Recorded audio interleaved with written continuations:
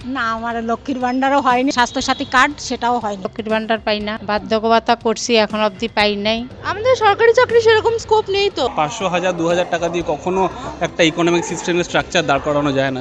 Obviously like my পাড়া ইনস my place, অনেকটা জায়গায় দেখেছি অনেক কিছু ভালো হয়েছে, স্ট্রিটগুলো। একটা আমার ছেলে মেয়ের চাকরি হোক।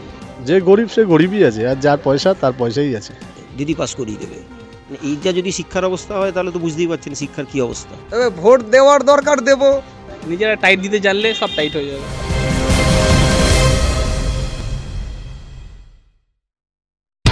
রাত পোহালে সপ্তম দফার নির্বাচন, কোন কেন্দ্রের হাওয়া কোন দিকে, ইতিমধ্যেই বিভিন্ন সংবাদ মাধ্যম সে খবর আপনাদের কাছে পৌঁছে দিয়েছে।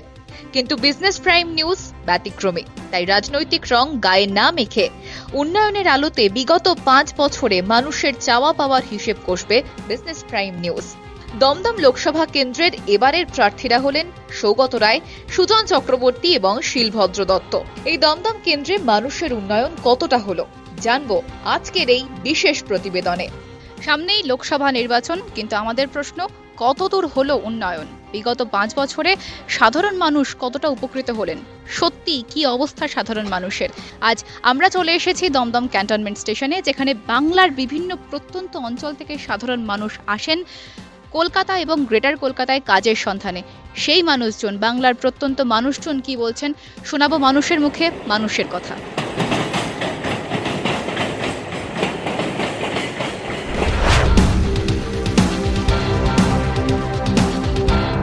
বছরে 5 কোটি টাকা দেওয়া হয় সরকারি তহবিল থেকে আপনার এলাকার উন্নয়নের জন্য, আপনি সেটা জানেন 5 কোটি টাকা দেওয়া হয়?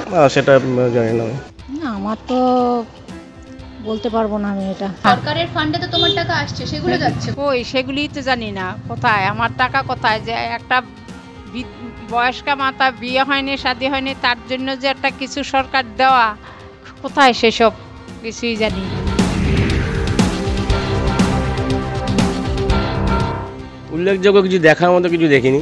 এখন আপনি যদি আমার এলাকায় থাকতেন তাহলে আপনাকে নিয়ে দেখাতে পারতাম, সেরকম কিছু উল্লেখযোগ্য দেখিনি। আমার বাড়ির ধারে যে একটা মেন রাস্তা তো 10 বছর ধরে খারাপ হয়ে পড়ে যায়, এখনও তো জানি না কারা করছে না বা কিসের ইয়েতে হচ্ছে না সেটা বুঝতে পারছি না।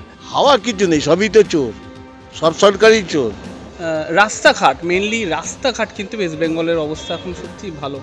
রাস্তাঘাট তো এখনও সেই 5 বছরেরও বেশি হয়ে গেল, আমাদের পুরনো রাস্তাটা এখনও ঠিক হয়নি, সেভাবেই পড়ে আছে। জানি না কবে কি ঠিক করবে। যে গরিব সে গরিবই আছে, আর যার পয়সা তার পয়সাই আছে। যেদিন কাজ করবো সেদিনই পয়সা, তাছাড়া তো আর কোনো পয়সা নেই। কাজ করলে পয়সা, নাহলে পয়সা নেই।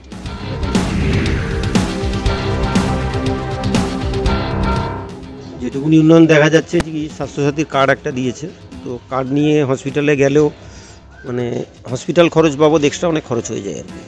সবাই স্ক্যাম নিয়ে চলছে আর কি, দেখতে পারলাম।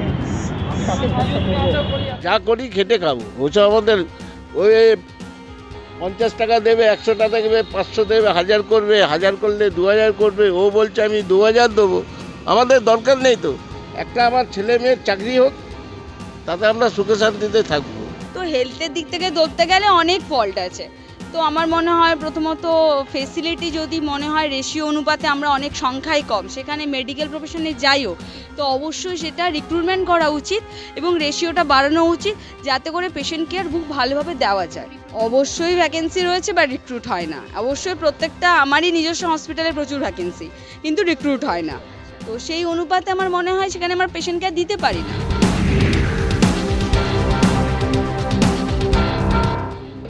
হ্যাঁ পাই, সেগুলো থেকে কেউ বঞ্চিত নয়। আচ্ছা, সেগুলো সবাই পায়। এটা কি সলিউশন? একদমই নয়।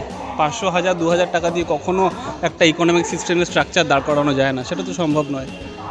এমপ্লয়মেন্ট সব থেকে বেশি দরকার, সেটা পারছে না, কোনো সরকারই পাচ্ছে না।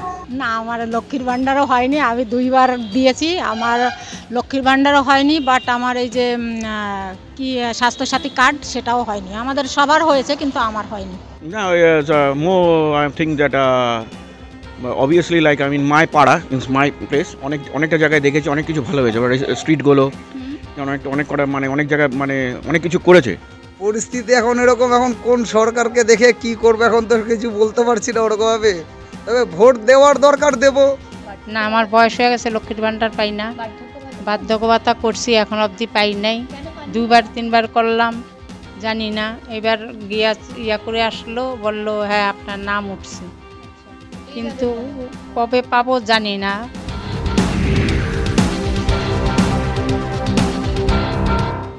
এরপরে এইচএস দেবো।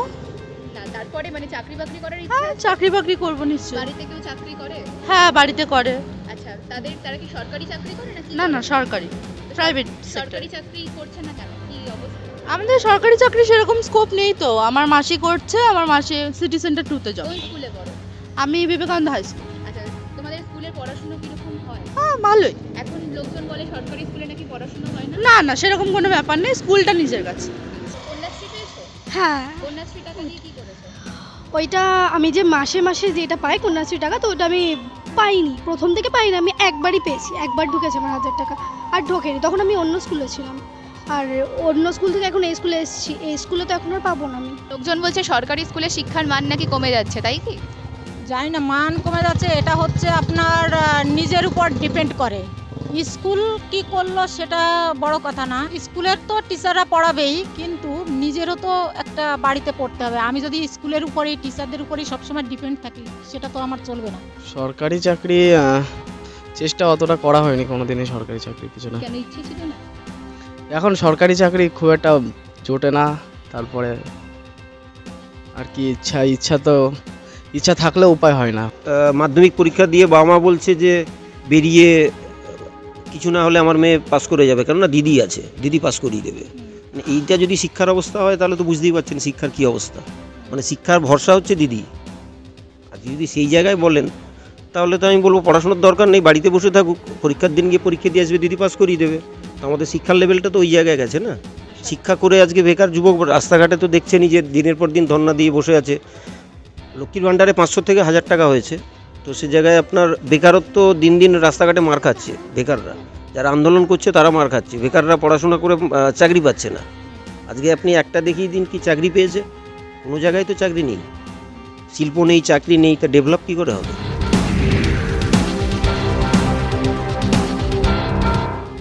কাকে জানাবো প্রতিবাদটা, সেই মাথাটাই তো আমরা খুঁজে পাই না, যেখানে গিয়ে বলবো যে আমরা এটা পাচ্ছি না।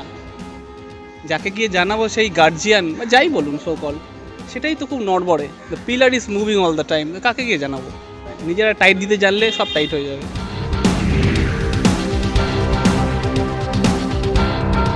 বারবার বাইরে শক্তি এসেছে, চুরি করে ডাকাতি করে নিয়ে যাচ্ছে।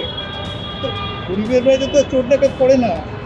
আমার দেশ তো সকল দেশের রানী সেজে, তাই না? আমার এত ধনী দেশ, এত সম্পদ, তো সেখানে আমার দেশের মানুষের কী হাল আছে, কী অবস্থা হয়ে রয়েছে। এইটা আশা করবো যেই ক্ষমতায় যান না কেন তিনি সুন্দরভাবে এইগুলো দেখবেন। আরও গ্রাউন্ড লেভেলে কি কাজ করতে হবে, যেমন সবচেয়ে ইম্পর্টেন্টলি আমাদের স্ট্যান্ডার্ড অফ লিভিংটাকে উন্নত করতে হবে।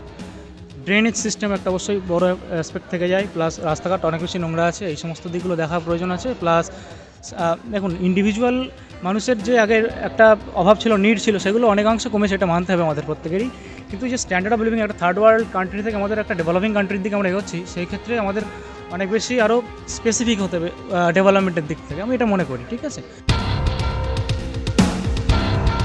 আজ অনেক মানুষের সঙ্গে কথা বললাম, রাজনৈতিক রং গায়ে না মেখেই মানুষের জীবনের শুধু একটাই দাবি, আরেকটু উন্নয়ন, আরেকটু কর্মসংস্থান। মানুষ কর্মসংস্থান চাইছে, মানুষ চাকরি চাইছে, আর সরকারকে এই দিকে নজর এবার দিতেই হবে। আর যতদিন মানুষের রুজি রুটি জীবন জীবিকা নিয়ে প্রশ্ন উঠবে, বিজনেস প্রাইম নিউজ মানুষের কাছে পৌঁছবে, মানুষের দাবি আপনাদের সামনে তুলে ধরার জন্য। ক্যামেরায় তুহিন করের সঙ্গে তপজা চক্রবর্তীর রিপোর্ট, বিজনেস প্রাইম নিউজ। জীবন হোক অর্থবহ।